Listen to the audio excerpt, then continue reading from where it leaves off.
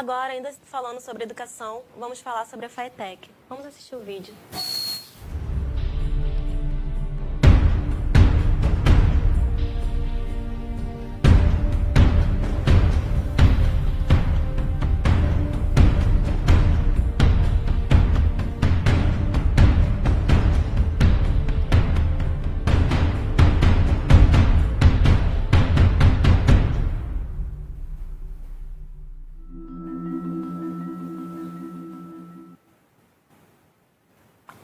Bom, para falar sobre educação, nós temos o VT da professora Ingrid Couto, que foi diretora da FATEC na época que o senhor foi secretário de Ciência e Tecnologia. Então vamos assistir. Assumi a diretoria de ensino da rede FATEC. Foi um momento dos mais graves que a FATEC estava passando com a crise no governo do Estado. As escolas estavam praticamente paradas, sem alimentação, terceirizados com mais de 3 meses sem receber salários, os professores e servidores também com seus salários em atraso.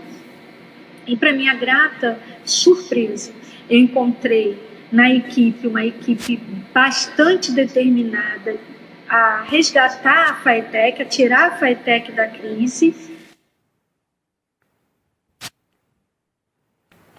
Temos também a pergunta da Ingrid Couto.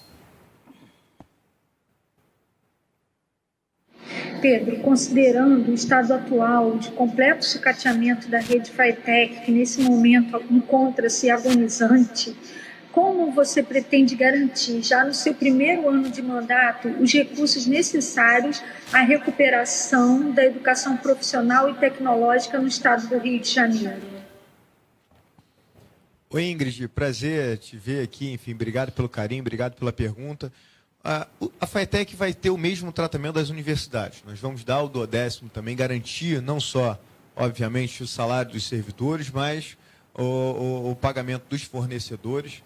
E eu tenho muita pena do próximo presidente da FATEC, porque vai ser certamente uma ciumada danada, porque vai ser o órgão que eu vou mais querer dar pitaco, intervir, porque a minha relação com a FATEC é uma relação de amor, de história muito bacana, não só pelos profissionais, pelos alunos, mas principalmente pelos pais dos alunos, pelas coisas que eu vi e vivenciei no dia a dia da FATEC, naquele sofrimento, e quanto os pais se dedicaram a retomar as aulas, enfim, ajudaram. Eu vi pai limpando o chão, limpando o banheiro, para poder nos ajudar a fazer com que voltassem as aulas do mais rápido possível, pelo drama que vivia, enfim, que vivenciava com os seus filhos, e aquilo me marcou muito. Certamente eu vou fazer todos os esforços necessários para que isso não aconteça, em hipótese alguma, no meu governo.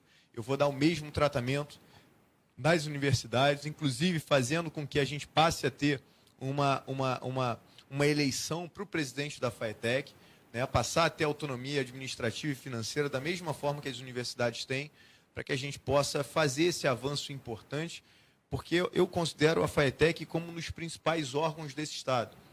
Não só pela oportunidade de educar as pessoas, mas ela é geradora de esperança, ela vai dar a qualificação profissional para os jovens, vai dar o sonho de inserir no mercado de trabalho, de capacitá-los, enfim.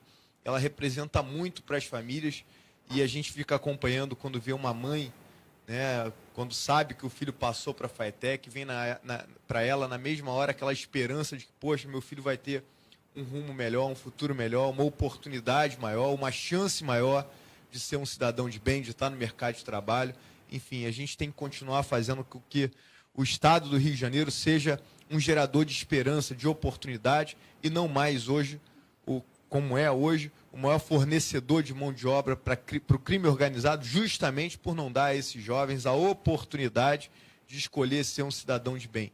Então, a gente precisa reverter isso o mais rápido possível, e não tem outro caminho a não ser valorizar os profissionais, gerar condições de trabalho, claro, ao mesmo tempo cobrar também para que dê um atendimento digno e respeitoso para todos os alunos, para toda a população, porque a gente vai estar ali para cobrar, mas antes de cobrar, eu vou garantir o respeito a todos os nossos profissionais. A gente que convive com você sabe o quanto é importante esse assunto para você, o quanto é um assunto caro para suas elucubrações políticas e todo o processo. Inclusive, nós trouxemos um exemplo prático disso, o Lucas Maia, ex-aluno da FATEC, hoje em dia está fazendo o curso pré-vestibular do Bruninho. Lucas, conta um pouco da tua história e depois faz a sua pergunta ao Pedro, irmão, por favor. Boa noite, primeiramente. Eu gostaria de agradecer pelo convite, por ter sido chamado aqui. Eu me formei no começo desse ano, agora, na FATEC, e peguei toda aquela crise entre o ano de 2016 e 2017. Ficamos sem aula, sem comida, sem segurança, sem porteiro. Haviam até boatos de que o colégio poderia fechar.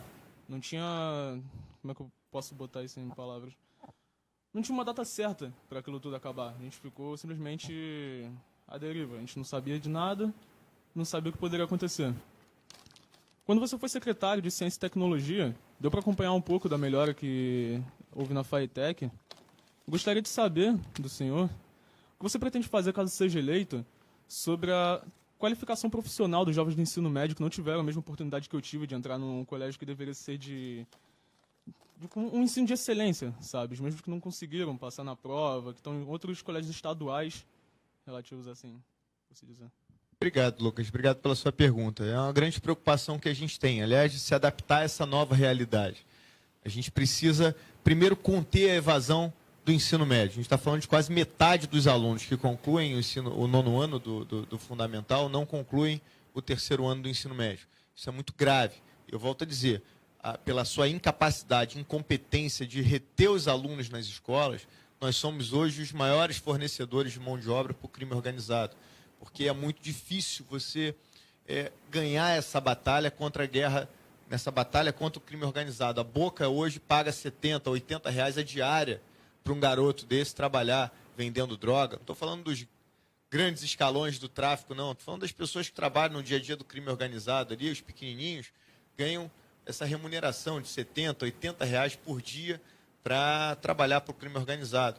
E, além disso, você tem uma escola onde os profissionais não são valorizados, não estão estimulados, vai para a escola, às vezes falta professor, enfim, a gente não gera perspectiva e oportunidade para que esses jovens lutem contra essa questão das drogas, da criminalidade, enfim.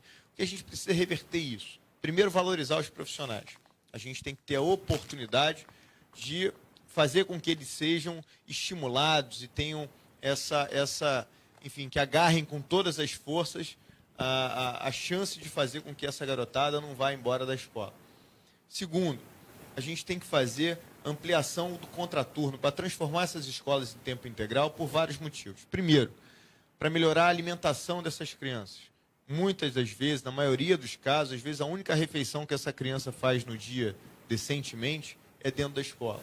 Segundo, fazer atividades esportivas e culturais para fazer com que a escola seja mais atrativa, mais atraente, para reter esse jovem e fazer com que ele tenha vontade de ir para a escola. Terceiro, fazer um reforço escolar, porque essas crianças hoje, quando chegam em casa, não existe mais aquela cultura do pai sentar, fazer o dever de casa, né, ajudar, enfim, na educação, qualquer coisa nesse sentido, e acaba empurrando para a escola não só a responsabilidade de ensinar, mas também a responsabilidade de educar os seus filhos. E por isso, a importância de entrar nas escolas, voltando à proposta de Darcy Ribeiro, né, do psicólogo, assistente social, para poder tirar um pouco do professor esse peso de complementar a educação que não vem de casa.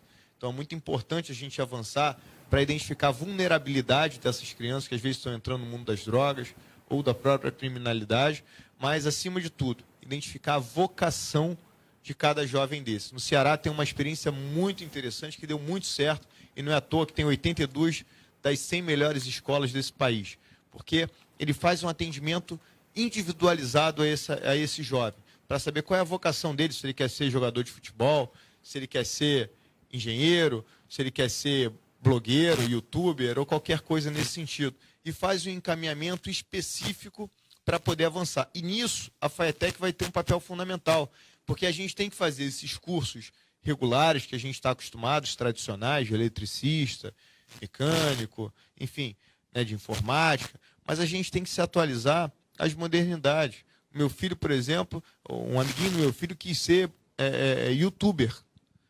E a gente não tem nenhuma ferramenta hoje que potencialize esse tipo de vocação desses jovens. Então a gente tem que sair um pouco dessa mesmice e individualmente identificar a vocação desse jovem, dessa criança, para que a gente possa potencializá-la. E fazer com isso ou um estágio remunerado, se ele quiser trabalhar numa empresa nessa área, ou então um bolsa atleta, se ele quiser, enfim, avançar na atividade esportiva. Mas isso não é só para estimular a carreira dele, mas também para que a gente possa competir com o crime organizado. A gente tem que passar a competir financeiramente também.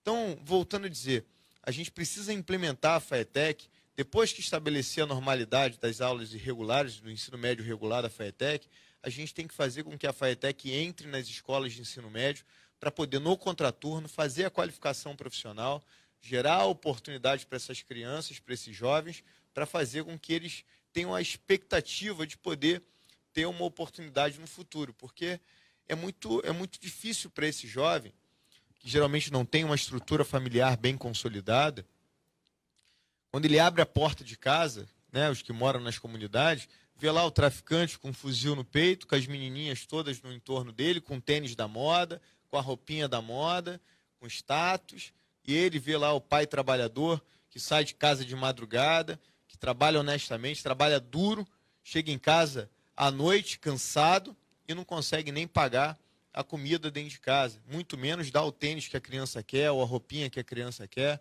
Então a gente precisa reverter esse processo e mostrar para esse jovem que existem outras formas que não o tráfico de drogas, o crime organizado, dele poder se transformar num cidadão de bem e conquistar tudo aquilo que ele quer.